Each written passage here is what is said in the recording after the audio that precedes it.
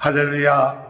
오늘도 하나님의 크신 은혜와 축복이 함께 하시길 주님의 이름으로 축원합니다. 다니엘이 꿈을 꾸고 그 꿈 가운데에서 하나님께서 주신 환상을 받게 되었습니다. 그 환상은 바다 가운데에서 네 짐승이 나오는 환상이었고, 또한 하늘 보좌와 또한 인자 같은 이가 구름을 타고 이 세상에 오시는 그런 환상이었습니다. 오늘 이 환상을 통하여 고난 가운데, 어려움 가운데 우리는 어떤 시련 가운데서도 그것을 잘 극복하고 마지막 때 하나님께서 우리에게 베푸시는 하나님의 나라가 이루어지길 위하여 우리가 기도해야 될 줄로 생각합니다. 내 나라에 대한 이야기는 우리가 어제에도 말씀드렸습니다만은, 먼저 이 내 나라에 대한 이야기 가운데 첫 번째는 바벨론에 대한 이야기였다. 그러나 꼭 바벨론만 아니라도 이 바벨론과 같은 그런 나라, 강한 나라가 나오는데, 첫 번째로 4절에 보면 사자와 같은데 독수리의 날개가 있더니 내가 보는 중에 그 날개가 뽑혔고 또 땅에서 들려서 사람처럼 두 발로 서게 함을 받았으며 또 사람의 마음을 받았더라. 이것에 대한 해석에 대한 것은 사자인데, 사자는 땅에 있는 짐승들 가운데 왕인데 그것이 사자입니다. 또 독수리 같은 날개다. 그러면 공중에 나는 새 가운데 왕은 바로 독수리이죠. 모든 땅과 하늘의 왕이었던 이러한 그 모습이었습니다. 그러나 나중에 그 날개를 잃어버리고 뽑히고 사람의 마음을 얻었다는 것은 그 힘을 약하게 되었다는 의미도 있고, 느부갓네살 왕이 7년 동안 짐승처럼 있다가 그 자신의 마음이 돌아와져서 하나님을 경외하는 그런 모습을 의미하기도 한다는 해석이 있습니다. 두 번째로 5절에 볼 것 같으면 곰에 대한 이야기가 나오죠. 곰에 대한 이야기가 나오는데, 그 곰은 몸 한쪽을 들었고, 그 입에 이사이 새 갈빗대가 물렸는데 그것에게 말하는 자들이 있어 이르기를 일어나서 많은 고기를 먹으라 하였더라. 이것에 대한 해석은 메대와 바사에 대한 해석이다라고 이렇게 이야기를 말하고 있습니다.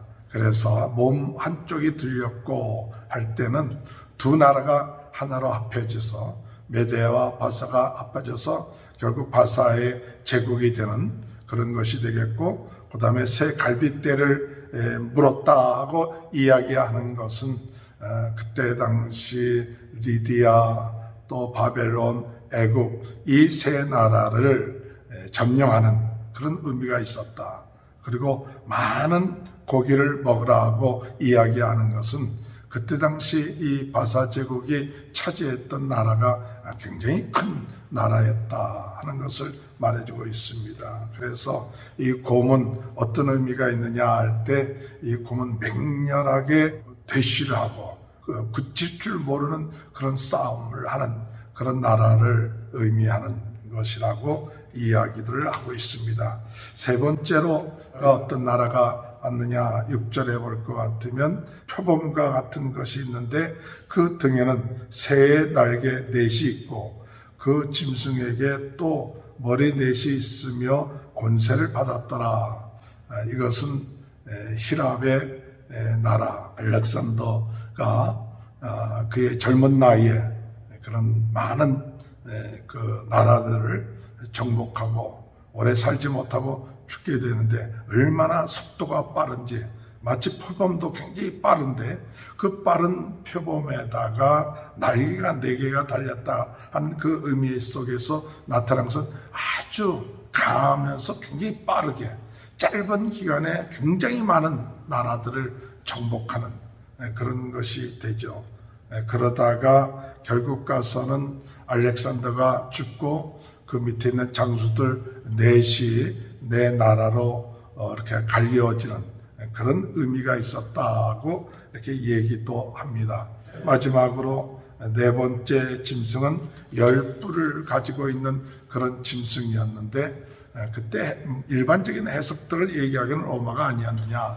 그 가운데서 마지막 뿔 가운데 작은 뿔이 나와서 말로 다스리는 적그리스도라고 이야기하는 그런 해석들도 있습니다.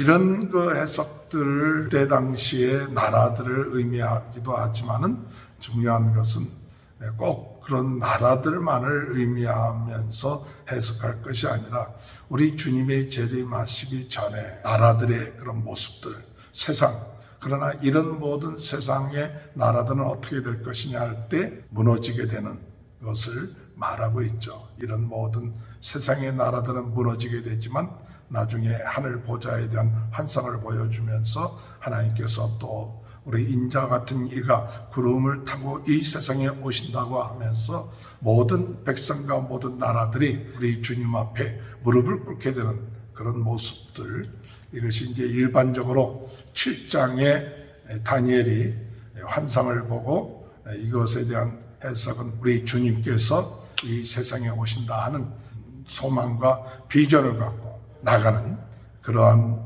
삶을 살아야 된다는 것을 말씀하고 있습니다. 오늘 읽은 본문 말씀에서 15절에 나 다니엘의 중심이 근심하여 내 머릿속에 환상이 번민하게 되었더라 하여서 그것에 그 곁에 모신 자에게 물어보니 이제 이런 여러 가지 이야기를 하고 오늘 특별히 이야기 가운데는 넷째 짐승에 대한 이야기를 주로 많이 하죠. 그래서 넷째 짐승이 19절에 볼 것 같으면 앞에 있는 짐승들보다 다르고 심히 무섭더라. 심히 무섭더라. 그리고 그 이는 새요 그 발톱은 노시니 먹고 부서뜨리고 나머지는 발로 밟았으니 그것의 머리에는 10뿔이 있고 그 외에는 다른 뿔이 나오는데 새 뿔이 그 앞에서 빠졌으며 그 뿔에는 눈도 있고 큰 말을 하는 입도 있고 그 모양이 그의 동료보다 커 보이더라. 이 넷째 짐승에 대한 의미로는 강한 적그리스도 같은 세력들이 나와서 그 말로 백성들을 박해하고 핍박하고 싸우는 그런 경우가 있겠죠. 21절에 보니까 내가 본즉 이 뿔이 성도들과 더불어 싸워 그들에게 이겼더니 이런 적그리스도가 나와서 싸워 성도들과 싸운다. 마지막 때 우리 믿음의 성도들에게 있어서 여러 가지 이런 적그리스도와의 싸움에 있어서 오는 것은 이런 고난도 오고 고통도 오고 어려움도 온다. 이런 고통과 고난을 통과하면서 환난을 통과하면서 우리 주님 오실 때를 기다릴 때 우리 주님이 오셔서 우리의 모든 삶을 주관하시는 그런 것이 있게 된다는 사실을 오늘 우리가 믿어야 됩니다. 22절에 보니까 옛적부터 항상 계신 이가 와서 지극히 높으신 이의 성도들을 위하여 원한을 풀어주셨고 때가 이름에 성도들이 나라를 얻었도다. 오늘 그런 믿음을 갖게 되는 귀한 역사가 있게 되시기 바랍니다. 그래서 우리 성도들이 한때, 두때, 반때를 지나고 난 다음엔 우리 하나님께서 오셔서 우리 주님께서 오셔서 심판하신다. 26절에 그러나 심판이 시작되면 그런 권세를 빼앗기고 완전히 멸망할 것이요 나라와 권세와 온 천하 나라들의 위세가 지극히 높으신 이의 거룩한 백성에게 붙임받으니 그의 나라는 영원한 나라예요. 모든 권세 있는 자들이 다 그를 섬기며 복종하리라. 오늘 우리 주님께서 우리를 도와주시고 우리 주님께서 원한을 풀어주시고 그 때가 이름에 성도들이 나라를 얻게 돼요.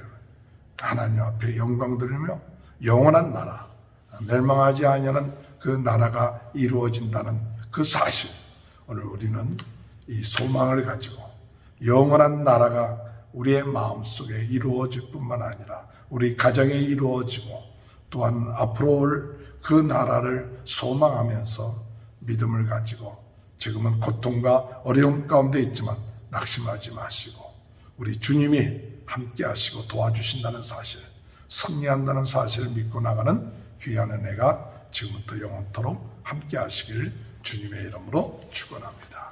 하나님 아버지, 다니엘을 통하여 내 짐승과 또한 하늘의 보좌와 또한 우리 주님이 심판하실 그 모습을 보여주신 것을 감사드립니다.